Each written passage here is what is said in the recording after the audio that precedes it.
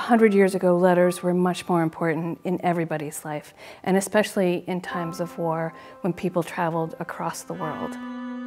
It's such a very personal insight into someone's life, I think, to read someone's letters. The exhibit is War Letters, Southeastern Connecticut. It's a partnership between the Grua Center and the Stonington Historical Society. This month is the 100th anniversary of America's involvement in the Great War. I'm struck by, as you think of, oh gosh, letters, if it's black ink on white paper, that's not going to be very visually interesting, but old letters, have discolored. Old letters are pretty much written in beautiful cursive writing that I've just seen lots of beautiful handwriting. Or if they're official letters of some kind, old-fashioned typewriters. But there's just something really moving about thinking of how people lived 100 years ago, and here's some of their stories. The story of Harold Merrill. He's from North Stonington. He joined the Rhode Island National Guard in Westerly, so Westerly claims him, and their American Legion is named after him. But his letters to his sister talk about the fragility of his own life. He talks about taking out an insurance policy. He's flying very primitive airplanes, and he recognizes how close he is to death on a daily basis, and he does end up being killed in action. The one story that interested me the most came from Betsy James. She's in her 90s, and her mother, Eleanor Washburn, was from Chicago, and she served as a YMCA entertainer, and she has just several dozen letters from her reporting on what her trip was.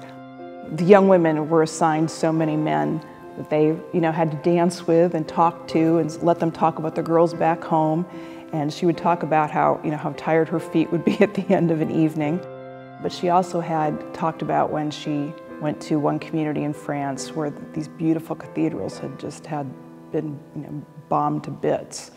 Even though you talk about the mundane things where she complains about lack of heat and lack of water, she was very cognizant of what the soldiers were going through, what the people of France were going through.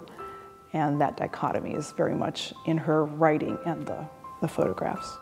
When we put out the call for letters and photographs, and we were overwhelmed with the response. And we had granddaughters, grandsons, sons and daughters who had saved these things for the past 100 years and passed them down from family member to family member. I worry about what historians 100 years from now are going to have, if a Facebook page is going to be our only archive, and where we record our thoughts and feelings and how we communicate with other people. So many of us in our daily lives, if we don't have a member of our family who is serving in the military, it can all seem very, very removed. And 100 years ago, this had a big impact on our country, on our region. It's those kinds of reminders, and it's a commanding officer who has to write to a family and tell them about their son or husband who died in conflict and tell about those stories. I mean, those are things that's really the reason we do it.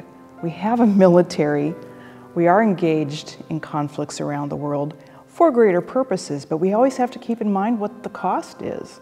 So I think anytime we have something that reminds us of that big picture, let's not lose sight of what it's all about. Those letters are good reminders.